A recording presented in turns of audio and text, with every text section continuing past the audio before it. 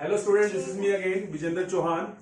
आज मैं आपके लिए लेकर आया हूँ क्लास 9 का इंग्लिश का चैप्टर है बिहाई बुक का the fun they had. The fun they had meaning title जो है, पहले हम टाइटल को देखेंगे क्या मीनिंग होगा इसका।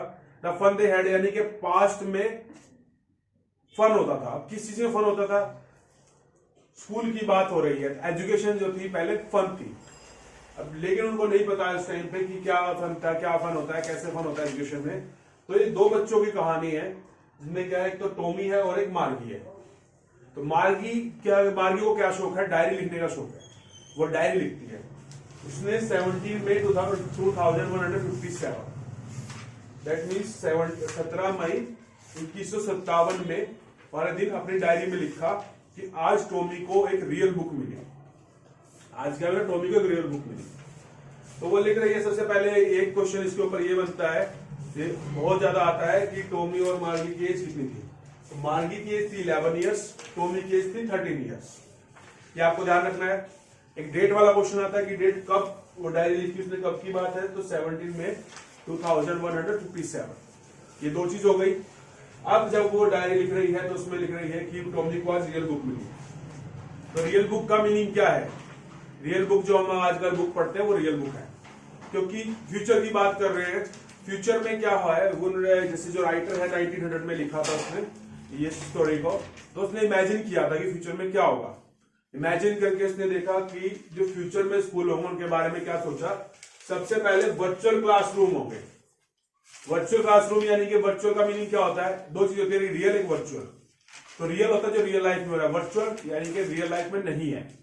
मीनिंग जैसे जो मार्गी थी, जो उसका सोने का रूम था, बेडरूम था, उसके साथ में ही दूसरा रूम था जो उसका क्लासरूम है। दैट मीन्स को पढ़ने के लिए बाहर जाने की जरूरत नहीं है, और वहीं की वहीं अपने घर के घर पे उसका स्कूल है, वहीं पे पढ़ रही है। तो पूरे स्कूल को एक रूम के अंदर तो फिट कर नहीं सकते हैं, तो वो ऑनलाइन पढ़ते थे। ऑनलाइन कैसे पढ़ते थे? इसके लिए रोबोटिक टीचर होते थे। रोबोटिक टीचर मीनिंग वो नहीं जो जैसे मूवीज में देखते हो चलते रहते हैं रोबोट करके, वैसे नहीं। मतलब एक कंप्यूटर था, और उस जिसको जैसे बोलते हैं जो हाई लेवल कंप्यूटर होते हैं, उस कंप्यूटर में क्या था, जो बुक्स होती है बुक स्टोर थी, सारी बुक स्टोर थी, और वो इंडिविजुअल बच्चे के अकॉर्डिंग होता था। जैसे मार्गी है, मार्गी को जो जिस क्लास में उस क्लास की बुक्स सारी सब्जेक्ट जैसे math, science, SST, English, Hindi, GK, जो भी कुछ सब्जेक्ट्स है, उन सब का जो सारा मटेरियल है वो कंप्यूटर में स्टोर होगा। तो जिसमें से उनको डेली उनको समझाया जाता है टॉपिक, फिर उसके बारे में उनको होमवर्क मिलता है, और होमवर्क उनको फिर सबमिट करना होता है। और ऐसे ही फिर टेस्ट भी होते थे, जैसे ऑनलाइन टेस्ट होते हैं वैसे ही उसमें और टेस्ट को सबमिट किया। और क्योंकि वो मैकेनिकल कंप्यूटर है, मैकेनिकल टीचर है, तो वो टेस्ट को सबमिट किया, तभी 1 सेकंड के अंदर ही रिजल्ट बाहर आ जाता था कि टेस्ट में क्या हुआ है। ये चीजें थी वर्चुअल क्लासरूम, रोबोटिक टीचर, और जो बुक्स जिसमें स्टडी करते हैं वो ई बुक्स होती थी। ई बुक्स कौन सी होती है? इलेक्ट्रॉनिक बुक्स, यानी कंप्यूटर पे होती है। जो पेजेस होते थे, जो लाइंस होती थी, ऐसे चलती रहती थी, उसमें एक जगह पे नहीं रुकी रहती थी। इससे क्या होता है, बच्चे को स्टडी की प्रैक्टिस हो, बच्चे उसमें स्टडी करते थे और प्रैक्टिस करते थे। और ये तो मैं आपको पहले बता दिया, स्कूल थे उनके घर पे थे। एज इज इंपॉर्टेंट फैक्टर है। अब क्या हो रहा है, बुक में क्या था? टॉमी को उसके दादाजी ने बताया था कि पहले जमाने में जो पढ़ाई होती थी वो घर पे नहीं होती थी।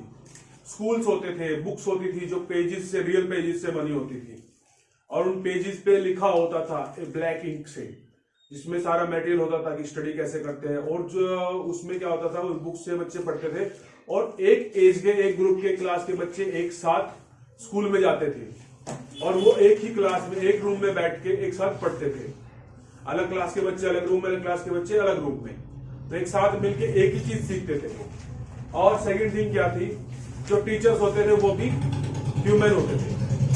तो जब टॉमी ने बोला ह्यूमन, तो मार्गी बोले ह्यूमन ऐसे कैसे पॉसिबल है? किसी ह्यूमन को इतनी नॉलेज कैसे हो सकती है जितनी कंप्यूटर में है? ऐसा तो पॉसिबल ही नहीं है। तो बट आजकल जो टीचर है उनको भी बहुत नॉलेज है। बट ये बात सही भी थी, क्योंकि कंप्यूटर में क्या आया, सब चीजें होती है।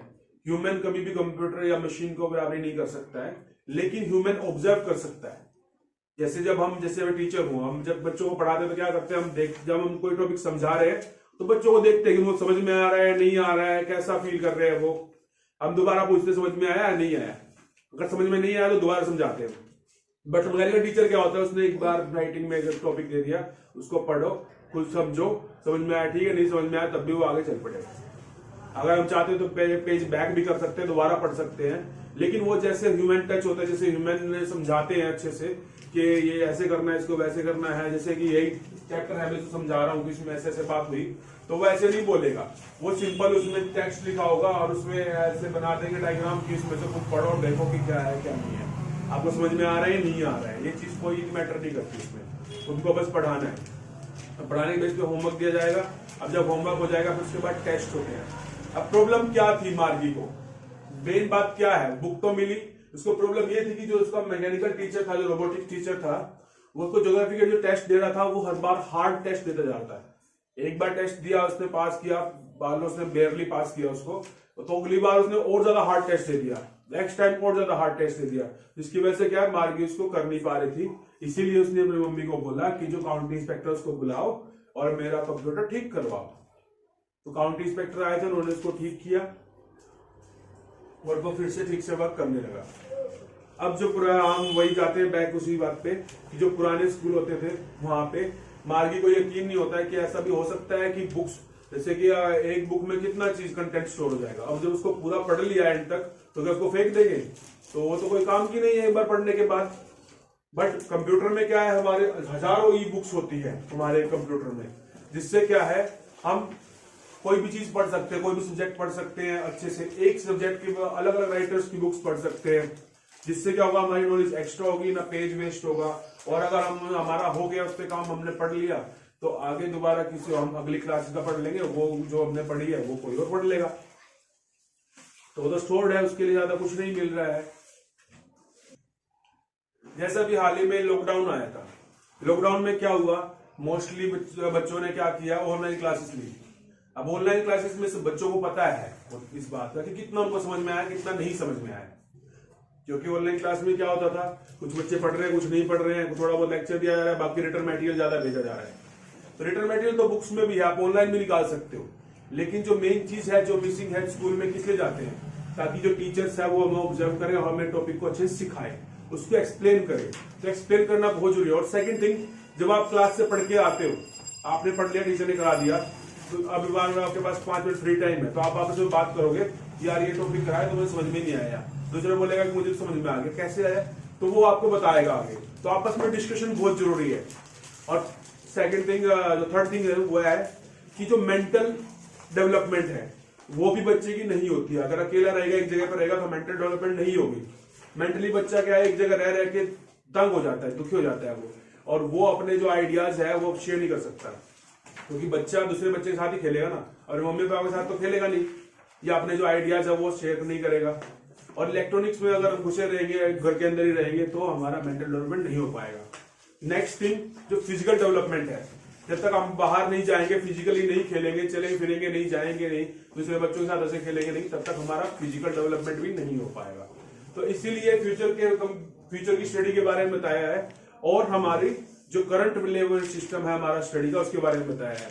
तो आप मुझे कमेंट्स में लिख के बताइएगा कि आपको कैसा लगता है कि हम जो इस चैप्टर में बताया न्यू सिस्टम वो अच्छा है फ्यूचर वाला, या जो अभी चल रहा है वो अच्छा है। अगर आप मेरे से पूछेंगे तो मैं आपको यही बताऊंगा जो हमारा करंट सिस्टम चल रहा है वो बहुत अच्छा है, उसी से ही हम अच्छे से स्टडी कर सकते हैं। अगर आपको वीडियो अच्छा लगा है तो वीडियो को लाइक कीजिए और चैनल को सब्सक्राइब कीजिए, ताकि हम और ज्यादा वीडियोस बनाएं आपके लिए। Thank you.